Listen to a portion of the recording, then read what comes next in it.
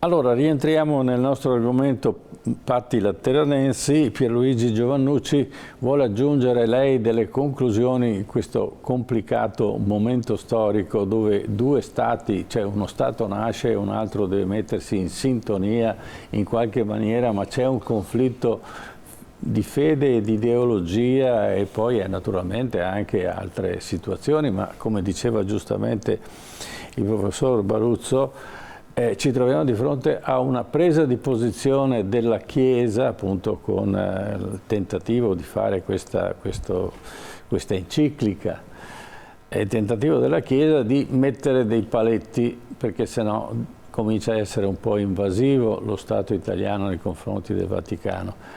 E quindi sottolineare che c'è uno Stato che ha una fisionomia e una funzione diversa rispetto a le aspettative del loro governo Mussolini piuttosto che di altre situazioni, ma soprattutto si crea una specie di rottura orizzontale nello Stato del Vaticano. Al vertice ci sono le grandi figure che gestiscono appunto l'aspetto politico e teologico del Vaticano, e invece abbiamo un'adesione al movimento, diciamo, fascista da parte invece di figure di basso livello nel criterio, naturalmente, nella scala gerarchica vaticana.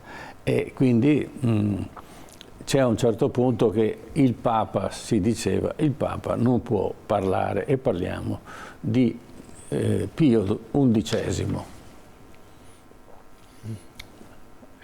Ma è un po' difficile, diciamo, valutare, anche perché non esiste, diciamo, una possibilità di una controprova diversa di quella che si chiama la storia controfattuale, cioè è difficile dire cosa si potesse fare di alternativo, eccetera. Il punto è che, diciamo, l'Italia di allora è un'Italia nella quale in ogni caso il momento della conciliazione tra la Chiesa e lo Stato segna la chiusura di una ferita che è attesa in qualche modo, cioè è attesa da buona parte anche dell'opinione pubblica cattolica, e in un certo senso, poiché poi nel concordato è previsto anche in qualche modo il gradimento dello Stato per le nomine episcopali, l'episcopato che si viene costituendo è un episcopato che in qualche maniera è in sintonia con il consenso al regime negli anni successivi. Quindi non è, come dire, facile osservare, diciamo, togliendosi, insomma, ponendosi al di fuori, al di sopra. Nemmeno i vescovi sono in grado di fare questo, anche perché spesso non sono personalità di grandissimo livello. Quindi fondamentalmente, da questo punto di vista, è tutta l'Italia di allora che è immersa nel consenso in qualche modo al regime. Gli anni del consenso, soprattutto dopo appunto la conciliazione, sono da questo punto di vista, almeno fino alla proclamazione dell'impero, sono un po' gli anni in cui c'è una sostanziale convergenza. La Chiesa, per esempio, apprezza l'assetto sociale e politico corporativo dello Stato fascista, apprezza per esempio l'intervento dello Stato nell'economia, come aveva apprezzato qualche anno prima il sostegno, il supporto dello Stato in un momento di grave crisi del Banco di Roma, che all'epoca era un po' una banca di riferimento del cattolicesimo romano.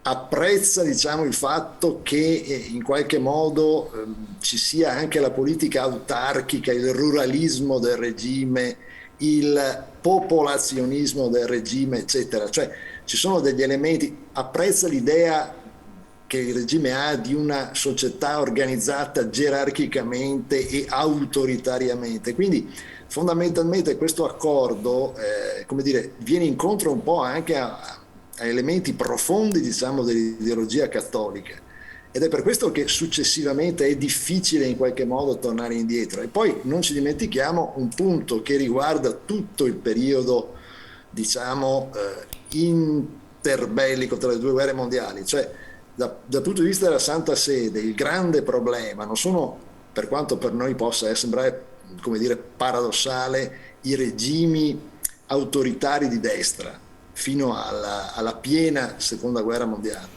Il grande problema è lo Stato bolscevico, è la potenziale rivoluzione bolscevica. Quindi alla fine i regimi autoritari, compreso il regime fascista, alla fine viene percepito come un male, sempre poi che sia un male, è un male minore, insomma.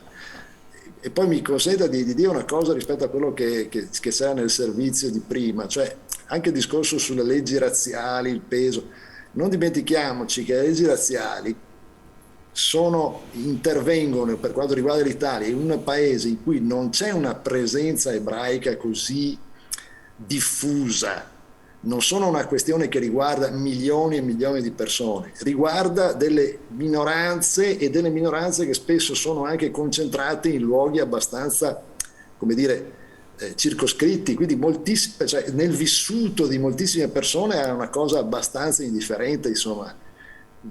Anche da questo punto di vista non è una cosa che ha un impatto enorme. Quindi poi non entriamo nella polemica sul Pio XII, il Papa dei silenzi, perché lì sarebbe una questione gigantesca. Però insomma, poi alla fine la storia va per i fatti suoi, ecco, al di là delle volontà dei singoli, ecco. Sì, certamente, ma diciamo la poca presenza delle comunità ebraiche nasceva da ben altre epoche, quindi in epoche medievali e successivamente, perché l'Inquisizione era uno dei sistemi per eliminare tutte le altre religioni. Diciamo, i sopravvissuti di questo non a caso la maggior parte delle migrazioni di queste etnie avvenivano verso la Prussia o verso altri paesi che erano meno, diciamo, assoggettati a seguire le indicazioni dei pontefici. Ricordiamo la Santa Inquisizione spagnola, e se la facevano in Spagna la facevano anche in Italia e avevano buone ragioni per farlo, quindi non è che la Spagna era un paese tutto a sé stante, e così vale per altri paesi, solo che non tutti i paesi si assoggettavano alle indicazioni persecutorie dello Stato del Vaticano, e quindi abbiamo una presenza inferiore di persone perché non si sono potute sviluppare le loro attività e anche le loro famiglie. Ricordiamo che il sequestro del bambino che giocava sotto le sottane del Papa, un piccolo ebreo che è stato portato via dai genitori, il Papa era Pio IX, e quella vicenda, diciamo che se oggi venisse pubblicata così come è avvenuta, lascerebbe grossi dubbi sulla coerenza delle attività, diciamo, di fede cristiana.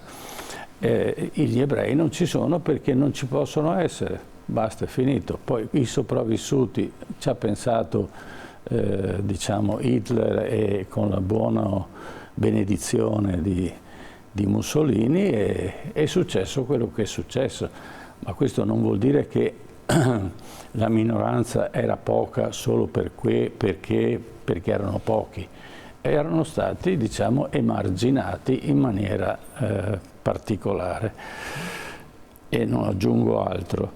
Quindi la figura dei papi era questa, chiaramente. A un certo punto anche il Vaticano, dopo i fatti romani della deportazione degli ebrei, prese posizione e cercò, ma questo siamo sempre a due strati diversi. Mentre il Papa è apparentemente indifferente, la curia romana e i sacerdoti di basso livello invece sono quelli che si prodigano per salvare quelli che sono rimasti. Quindi c'è sempre una cosa, quello che è il vertice vaticano si comporta in questa maniera, come in questo caso dove abbiamo appunto che il Pio XI vuole riprendere la sua indipendenza politica, religiosa, teologica, eccetera, e non confondersi con un sistema che è quello fascista. E questo era giusto, ma invece in questo caso il basso livello, diciamo i sacerdoti piuttosto che i vescovi, eccetera, invece accettavano volentieri un momento in cui superato quella emarginazione prima dei patti lateranensi, adesso incominciavano a diventare i protagonisti, e come protagonisti naturalmente accettavano anche il sistema fascista, ma nessuno poteva sapere come sarebbe andato a finire a quell'epoca. Ancora non era cominciato il secondo conflitto mondiale e ancora la guerra non era stata persa, e quindi nessuno poteva immaginare in quel momento che le cose si sarebbero totalmente ribaltate, tant'è che Mussolini dichiara guerra agli Stati Uniti e Hitler gli va dietro dopo 5 ore. E addirittura litigano perché devono fare dichiarazioni insieme. Quindi conoscere la storia da vicino è veramente fantascienza, perché sembra impossibile che sia successo, eppure è successo. Allora comincerei da fusare una breve conclusione e poi passo anche ai suoi colleghi. Sì, brevissima. Vediamo con i patti lateranensi quello che poi è la differenza fra le intenzioni politiche, realpolitik che a volte bisogna adoperare, e poi le conseguenze che si creano e a volte anche i ripensamenti, perché appunto ricordiamo Pio XI, quando Hitler arriva in Italia, si rifiuta di incontrarlo, eppure appunto era l'alleato di Mussolini, quel Mussolini che era stato definito l'uomo della provvidenza. Ora sappiamo benissimo che si cambia idea, si cambiano posizioni, cambiano i momenti storici. Quello che mi preme sottolineare di tutta la narrazione sui patti lateranensi è, ritorno a dire, quel rapporto che è necessario da parte del fascismo di inglobare in qualche maniera, di avere la Chiesa dalla propria parte, perché il collante che dà la religione è inevitabilmente il collante più forte. E questo collante, in qualche maniera, in Italia lo vediamo costantemente, insomma. Certo, Sappiamo certo. quanto peso ha all'interno. Certo. Poi lo vediamo che a volte, essendo la Chiesa una cosa molto grande, ci sono varie realtà. E vediamo che può esserci un Papa che magari ha una certa sensibilità e alcune gerarchie che ne hanno un'altra, e i poveri magari preti di campagna che ne hanno un'altra ancora. Certo. Su tutto questo sta poi il gioco delle parti. Certo, certo. E professor Enrico Baruzzo, vuole dare una conclusione anche a lei di questo evento molto complesso, poi sembra sono due parti si sono messi d'accordo, hanno fatto il nuovo Stato, eccetera, invece dietro c'è uno sviluppo difficilmente comprensibile. E come dicevo già prima, nel precedente intervento che avevo fatto, rappresentano, per così dire, proprio un punto di svolta, no? All'interno di un percorso di ripensamento che la Chiesa sta facendo. Per quanto riguarda evidentemente attraverso gli accordi lateranensi c'è quello che è un desiderio che ha la Chiesa, cioè di procedere ad una cattolicizzazione della società. In questa cattolicizzazione della società gli spazi per l'altro si assottigliano, e si assottigliano sensibilmente. Ecco allora il tema chiaramente di quelle che sono le campagne antiprotestanti che l'Azione Cattolica svolge nel corso della prima metà degli anni 30. Ecco anche quell'atteggiamento di difficoltà nello smarcarsi di fronte a quelle che sono le scelte che compie il regime in ordine alla legislazione razziale. Per cui anche le contestazioni che vengono mosse nei confronti della legislazione razziale attengono soprattutto a quella che è la disciplina del matrimonio, così come era uscita dagli accordi concordatari. E il tema appunto della discriminazione ebraica, che pure era a cuore di Pio XI e che aveva chiesto fosse oggetto anche di attenzione da parte di una commissione ecclesiastica che però non svolge i lavori nella direzione che aveva richiesto il Papa, dicono chiaramente che c'è un focalizzarsi su quella che è l'attenzione proprio della Chiesa Cattolica un po' chiusa in se stessa. Ecco.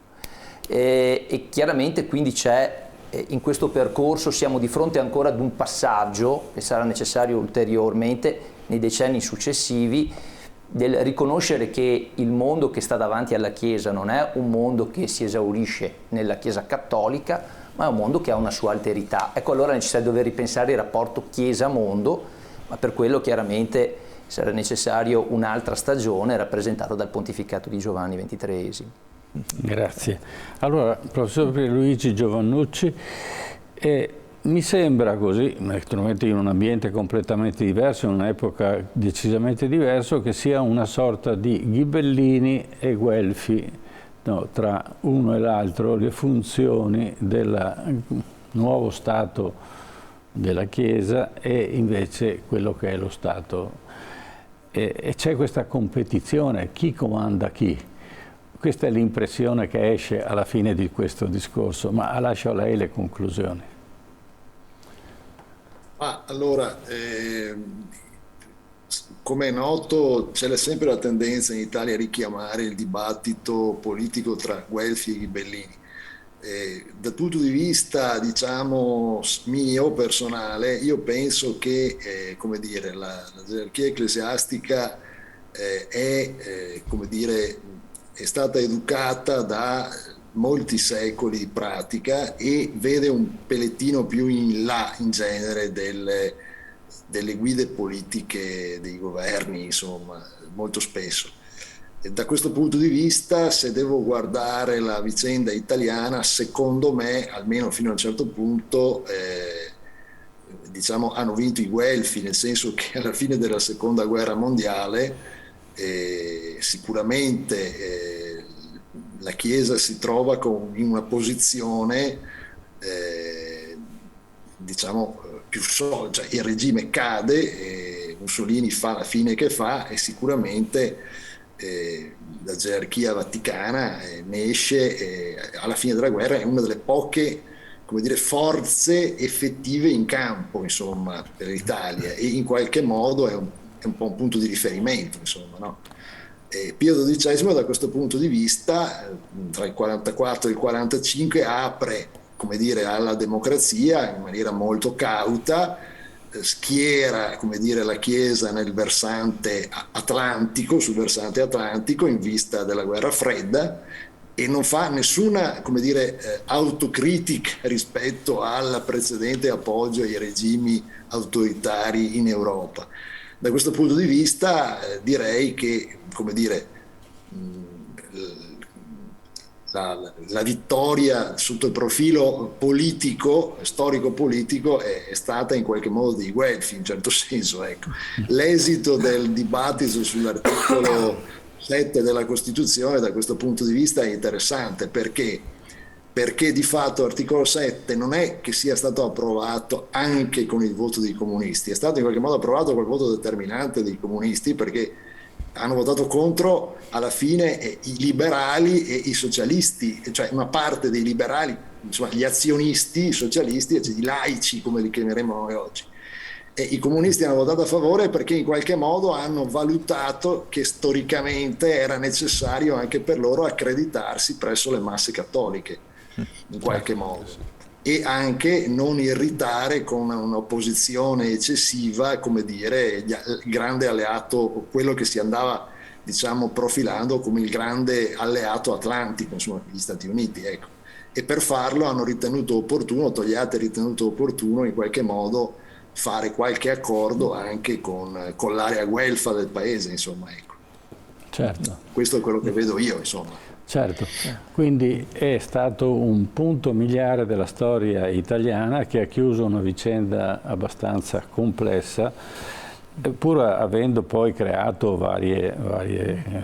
diciamo, vari conflitti politici, ma alla fine è stato fondamentale e molto, molto positivo il fatto che si sia arrivati a un accordo tra la Chiesa e lo Stato. Togliatti naturalmente era quello che aveva conosciuto il comunismo e il bolscevismo in prima persona nell'Unione Sovietica e certamente non era disponibile a ripeterlo in Italia, per opportunità ovviamente politiche, ma anche per stati di fatto. Poi aveva visto anche in Spagna il fatto di le forze socialiste che avevano poi fallito, proprio perché vi era una forte opposizione anche da parte della Chiesa sotto Franco, e quindi capisce l'importanza di dover in qualche maniera accreditarsi, come si diceva prima, presso la Chiesa, insomma. Sì, cioè dovevano inevitabilmente, altrimenti sarebbero stati comunque sconfitti già in partenza. Sì, quindi lui riesce a portare avanti un governo, diciamo, misto per un certo tempo, poi naturalmente Pacelli interviene e fa cadere il governo De Gasperi e imposta un altro tipo di governo, e questo ne parleremo più avanti. Quindi Pacelli aveva una sua visione della politica, non voleva il partito democratico cristiano, non voleva il partito di centro, quello e quindi seguiva un po' la linea di Pio X, il quale aveva detto: non voglio un partito democratico e cristiano, e non si deve usare questo termine. E però naturalmente alla fine della Seconda Guerra Mondiale la situazione era chiaramente diversa, ma lui non aprì molto, diciamo, la politica vaticana, cosa che fece invece il suo successore Giovanni XXIII, che spalancò le porte del Vaticano a tutte le religioni e a tutte le, diciamo, le tendenze politiche, purché si chiudesse questa vicenda che aveva confluito dentro la Seconda Guerra Mondiale, che aveva portato alla costruzione della bomba più terribile del mondo, la bomba atomica, e che era tempo di costruire una società diversa. E il Concilio Vaticano II, che chiude, in quel momento viene chiuso il Concilio Vaticano I, perché non è assolutamente in sintonia con il Concilio Vaticano II, viene riaperto il Vaticano II e si ha un'evoluzione poi anche con Paolo VI e successivamente con gli altri papi, in un momento dove la Chiesa si aggiorna maggiormente a quella che è la realtà di della realtà della società. La società incomincia a evolvere rapidamente, anche su ispirazione di una nazione come gli Stati Uniti, che ci porta un certo tipo di concetto di democrazia, e quindi sente la necessità di aggiornare questa gestione del mondo cattolico, e lo vedremo appunto successivamente con i vari papi fino all'attuale, che è completamente diverso. Io talvolta mi domando se questo Papa fosse vissuto nel Medioevo o nel Rinascimento, probabilmente lo avrebbero messo arrosto, perché chiaramente il concetto di gestione del mondo cattolico cristiano sarebbe stato totalmente diverso. Questo sta adeguando, secondo il mio parere, la Chiesa a un'epoca che sta correndo vertiginosamente, non si sa in quale direzione. Ne parleremo più tardi, perché parleremo, e sembra strano, parleremo di Amazon, e parleremo di Amazon come un problema che sta sconvolgendo l'attuale struttura politica, sociale, economica del mondo, va bene, ma non sappiamo dove ci sta portando. E quindi è bene che manteniamo le tradizioni, però che sappiamo adeguarci con le nuove tecnologie che ancora non sappiamo utilizzare. Ci sono persone che sanno utilizzare benissimo queste tecnologie e ci giocano sopra, sono i capitalisti, diciamo, del nuovo millennio. Dall'altra parte noi non siamo succubi e controllati dai controllori, e questi controllori stanno sulle dita di una mano. Infatti lo stesso Papa Francesco dice: questa economia uccide. Certo, ma è la tendenza umana naturalmente di accentrare il potere, l'economia e tutto quanto, e quindi parleremo appunto di Amazon. Bene. Grazie, e molto gentilmente abbiamo affrontato un problema complesso con varie sfaccettature. Certo, ringrazio tutti i colleghi. Certo, perché credo che si sia sviluppato in maniera abbastanza chiara tutto quello che è avvenuto in un periodo storico sicuramente particolare, non semplice, con una vicenda sicuramente anche altrettanto complessa, come credo si sia capito dal dibattito di questa sera. Io ringrazio i nostri ospiti, il professor Enrico Baruzzo per essere stato con noi, ringrazio il professor Pierluigi Giovannucci in collegamento e il professor Damiano Fusaro. Grazie ancora per la vostra partecipazione. Adesso andiamo in pubblicità, dopo torniamo con la nostra rubrica del Memento. Come dicevamo in apertura, questa sera parleremo dell'alta velocità, in particolare della tratta dell'alta velocità tra Padova e Bologna. È un tratto mancante che manca soprattutto al Veneto, ma non manca solo quel tratto, che sia ben chiaro. In Veneto l'alta velocità è ancora abbastanza lontana dall'essere realizzata, però è una necessità, perché i collegamenti con l'Europa e con il resto d'Italia ormai devono essere veloci, alta velocità e alta capacità, ma ne parliamo tra poco.